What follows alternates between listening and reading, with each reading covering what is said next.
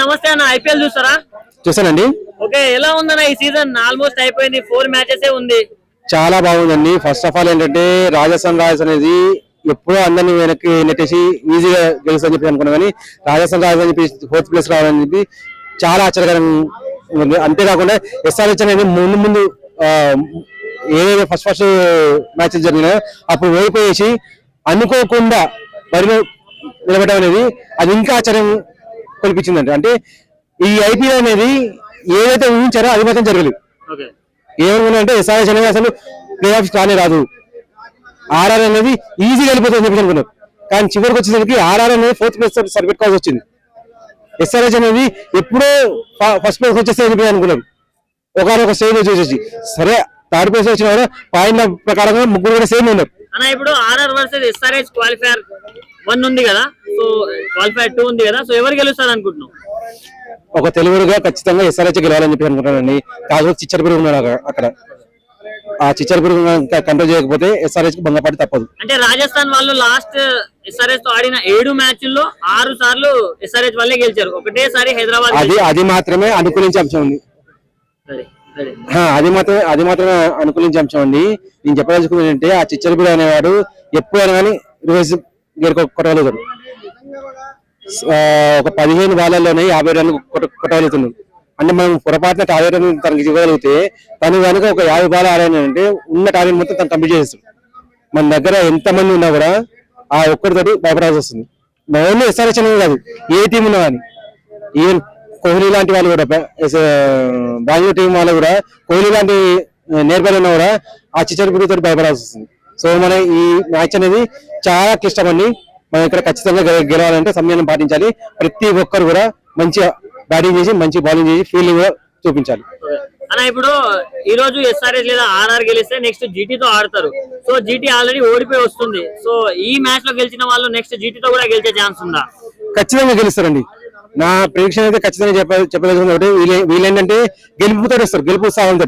వాళ్ళు ఓడిపోయిన వాళ్ళు కాబట్టి మేబీ వాళ్ళు కష్టపడి ఉండొచ్చు, అయ్యో ఓడిపోయిన మనం ఇంకా ఈ మ్యాచ్ అనేది ఖచ్చితంగా గెలవాలని చెప్పి. వీళ్ళంటే ఆల్రెడీ గెలిచిన ఉత్సాహంగా ఉంటారు కాబట్టి ఆ టెక్నిక్స్ అనేది మొత్తం వంటపెట్టి ఉంటాయి. వీళ్ళ అంటే ఒక రకంగా ఓడిపోయిన వాళ్ళ స్థాయి అనేది ఎంతైనా ఒక పాయింట్ అనేది తక్కువ ఉంటుంది ఆలోచన పరంగా అని చెప్పి. అంటే మేము ఓడిపోయాము అనే దిగులుతూ ఉంటాం.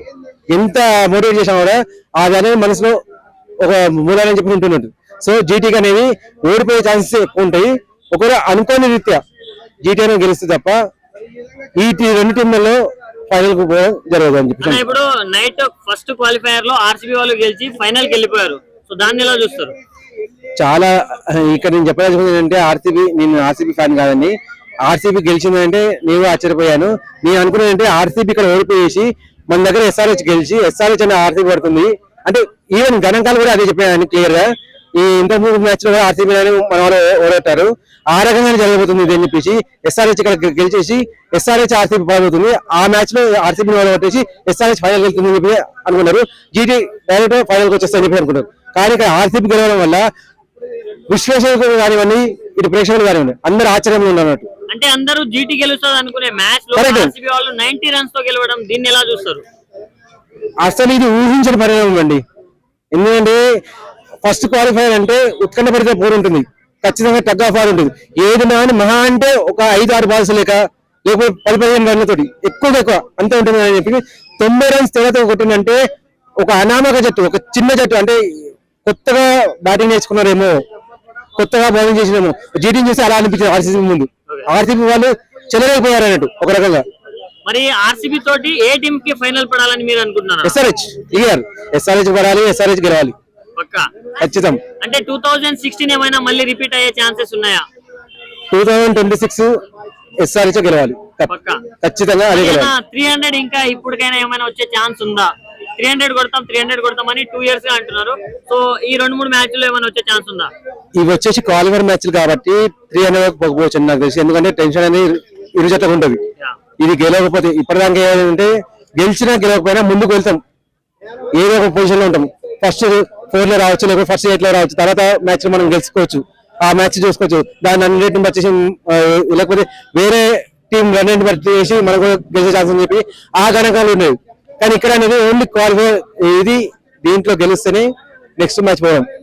సో ఆ ప్రెజర్ అనేది ఖచ్చితంగా ఉంది కాబట్టి 300 మ్యాచ్ అనేది మేబీ ఇక్కడ రాకపోవచ్చు.